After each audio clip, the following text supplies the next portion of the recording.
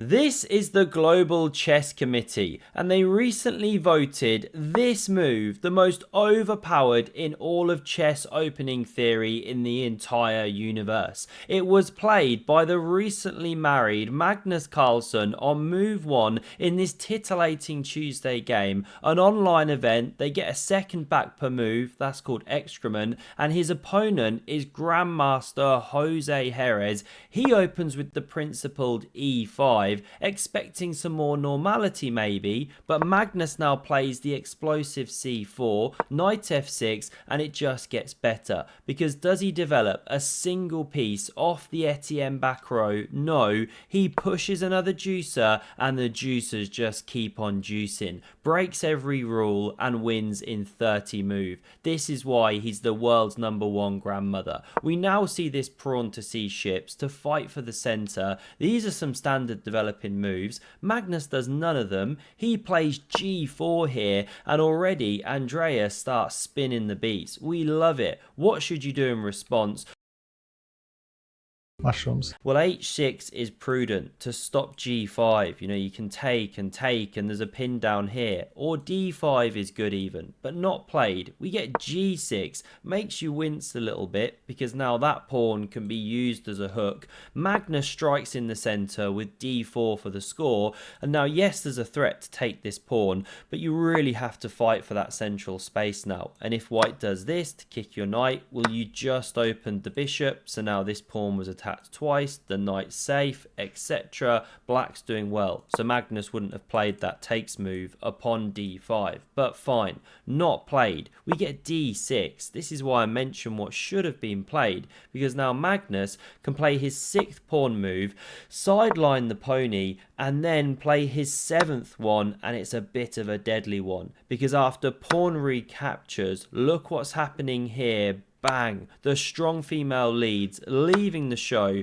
Magnus would never make a modern screenwriter. That's sacrilege. Gotta keep those ladies on the board. And now after knight f3, he's simply enjoying a space advantage, and more importantly, he's the god of the endgame. Good luck to the black player. We now see bishop g7, tucking into bed, knight to c3po. This one attacks the knight. Magnus doesn't blunder it. What excellent vision. Knight d7, always get your bits out, and knight to d2 now offers the exchange. Stock Barnacle comes up with the outlandish bishop to f5, allowing this shattering of the structure if white wants it. But okay, this is a bit more human. Simply take. Now the knight's safe at least, although it's completely dead. No forward hops. Maybe one day you regurgitate it like this. Resuscitate is maybe a better word than regurgitate. We don't want any baby chicks on the board. And after h6, fighting against that overpowering structure, Magnus should move his rook, because after he centralizes this knight here and black takes, now you can't retake with the pawn, which is desirable to keep the clamp here, because you run into this tactic, check, pawn takes, and it's bye-bye rookie in the corner. Therefore, now Magnus has to take with the knight. Yes, he hits the f7 pawn, but the king can cover. I mean, it is a bit awkward. It should be acknowledged. A bit like being left alone in the room with your mother-in-law, but it's not yet dead. The pawn is covered. Now Magnus goes pawn to b3, and it sets up some tactical themes. Why can't you go e4? Open up this monster sniper, hit 2 pieces. Well, this is the tricky point. You throw in that check, the king goes, and the knight hops with a vengeance. Yes, you can sack an exchange, but you hop in, and there's all sorts of problems all over the shop. Where are you actually going to step? If you step up, you're in windmill tactics. It's really not good. So we didn't see e4. Instead, king e8 is now played, anticipating this hyper fianchetto. Now Magnus centralizes, and you cannot allow knight to d6. So hold off on the Ra with the f5, bishop f8 first, cover the key square. Now Magnus develops,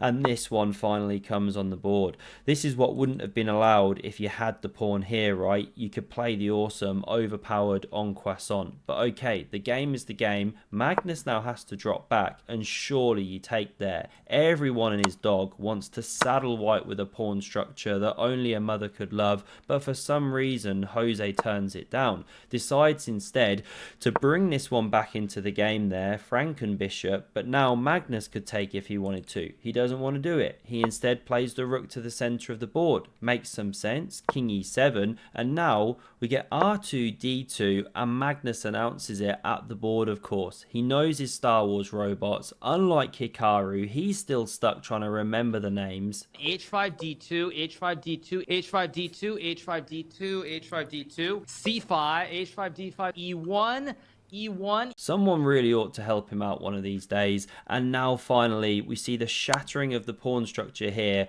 this time given a miss because the positions changed slightly. Apparently that knight should step back now, help with the defense, but okay, this was played. Bishop b4 hits the rook, Magnus saves it, and now with the second one preparing to double, rook h to d8 is the best move, largely because you get out of the tactics down this diagonal, but not played. e4 instead. The time's really getting low now. You can't take in the corner, or black takes with check, then picks up the bishop. So instead Magnus saves this rook. Looks very strange to block your own piece, but of course he wants to bring the second rook and double. And now this is just some weirdness from black. You know, maybe you go rook c5 or bishop c5 rather, or this one here, fight for the only open file on the board. So logical, especially low on time, but this very ugly rook h5 is played. Yes, you get to whisper, do you even rook lift, bro? But that one's dead and out of the game, and Magnus simply doubles here. Why on earth is that given the miss? Okay, apparently g4 is stronger here, trying to weaken this pawn, a3, but this looks very natural, and the knight should now actually jump back to f8. It comes to f6, way more natural move, but it's now in the firing line of the long-range sniper on b2. Magnus now plays a3. Why do these keep getting given misses? These are good moves. It's literally being suggested as the top move now. I do not get these, what do you call them, notations or exclamation points. The bishop now drops back, hits the rook. This one drops back to d2, and now you have to play a5. Secure this bishop on c5, but missed. On seconds, the rook slides over to the e file, but it's given the double question marks of doom, because b4 you can arrange any kind of defense. Magnus pushes p, and how do you stay here? Answer is you don't. You go there, you simply die. So the bishop drops back this way, but now the invasion comes onto the 6th, hitting the knight. And how do you actually save that piece? It's just curtains. I never looked actually at what happens if you defend with the rook. No, I didn't, because this is the game continuation. But what if you actually try and move the knight here? Well, then there's these kind of checkmates. That's checkmate in 2. A lapel checkmate, you'd maybe call that. I'm not sure. But the king's blocked in. Same story if you go this way with the knight. You can take and bring in the rooks. So this is what we saw in the game, as I just made the mistake on, and now we see this one here, Magnus shutting the trap. That is a checkmate using the epic power of knight and rooks. What a beautiful game, 30 moves. Hope you enjoyed this one. Do smash subscribe if you did, and have a look at the video on screen if you want to see more epic chess. Cheers.